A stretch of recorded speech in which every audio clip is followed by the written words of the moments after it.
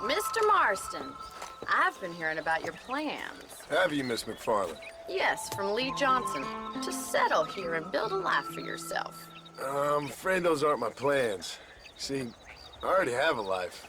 Well, I had one, and I'm trying to reclaim it. Or maybe what you could say is that I had two, and I'm trying to end one of them so the other can survive.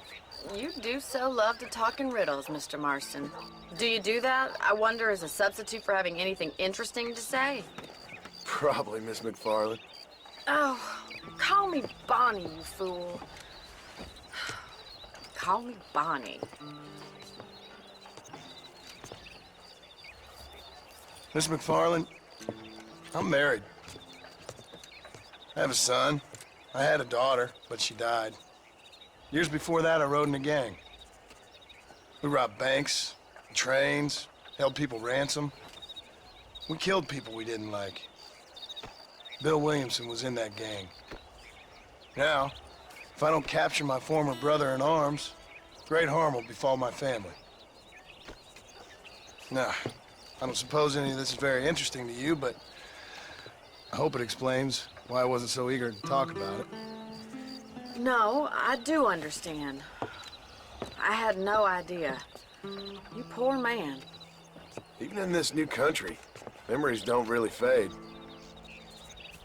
My father was an illiterate Scot born on the boat into New York. He never saw his homeland, but to hear him talk about it, you'd imagine he only ever ate haggis and wore a kilt. And he hated the English for what they had done to his great-grandparents that he'd never met. People don't forget. Nothing gets forgiven. That's true, especially when it comes to money. And you know, even now, after all his labors, my father's debts are still terrible. I worry every day about us losing the ranch. It would kill him. My father died when I was 8 years old.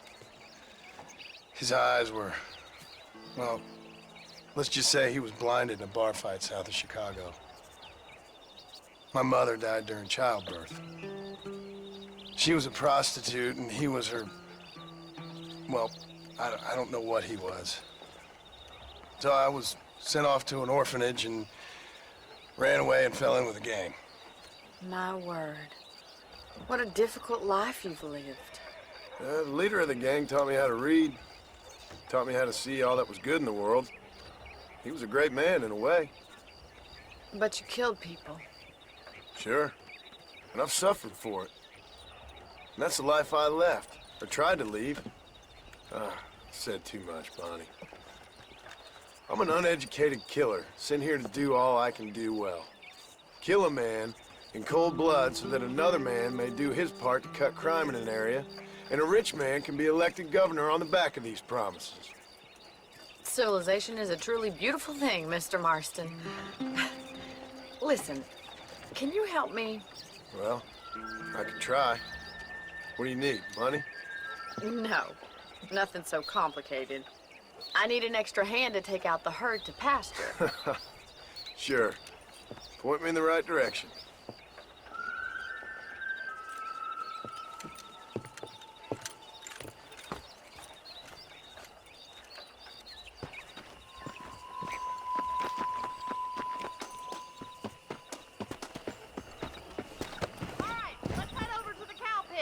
It's about time a budding farmer such as yourself learned how to herd cattle.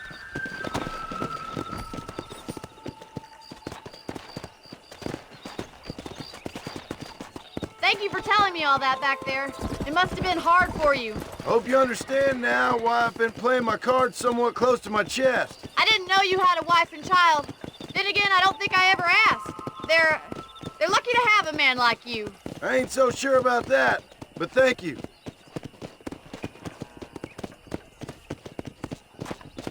How are you, Miss McFarland? Whoa! Control that horse, will ya? Yeah! Get behind the herd. That's to start them moving in the right direction. Assuming they aren't put off by your smell. He's got it! Nice job, Mr. Marston! Whoa! Herd the cows down the road. Pretend you know what you're doing. Good job.